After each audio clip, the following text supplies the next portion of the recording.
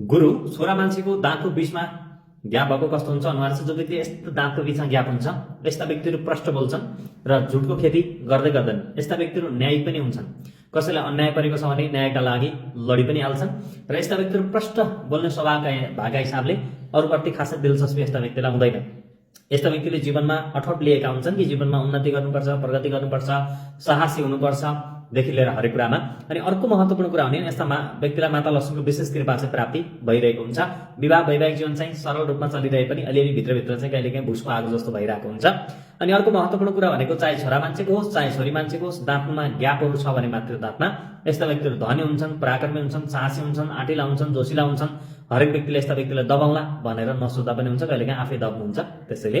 अनि अर्को महत्त्वपूर्ण कुरा भनेको चाहिँ दाँतमा ग्याप हुने मान्छेहरू चाहिँ धनाढ्य हुने चाहिँ शौखिन किसिमका हुन्छन् अनि झुटै बोल्दैनन्। अब झुट नबोलेपछि सम्बन्ध अलिक कमजोर हुन्छ, किनकि अब प्रशंसा त्यति गरिदिँदैनन् जीवन साथीको देखि लिएर माया प्रेम गर्ने मान्छेको है।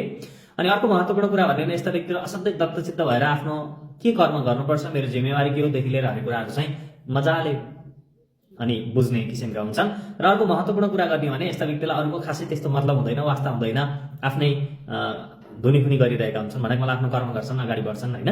अनि सबै व्यक्तिहरूका प्रिय पात्र चाहिँ यस्ता व्यक्तिहरू हुन्छन्, किनभने न्यायिक हुन्छन्, सबैलाई मिलाएर कसरी अगाडि बढ्नुपर्छ भन्ने कुरा जानिरहेका हुन्छन्।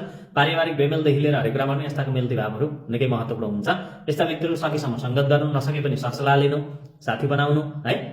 अनि केही नबुझेको कुरा छ भने कमेन्ट गर्नु। यस्ता व्यक्तिहरू भाग्यमानी हुनु है, भाग्यमानी हुनु। अनि दाँत धेरै नै चित्र परेन भने डेन्टिस्टसँग पनि भेट्नु पर्ला, राम्रो छ अनि उपचार गर्नु पर्यो। प्राकृतिक रूपमै हो भने चिन्ता लिनु पर्दैन है त।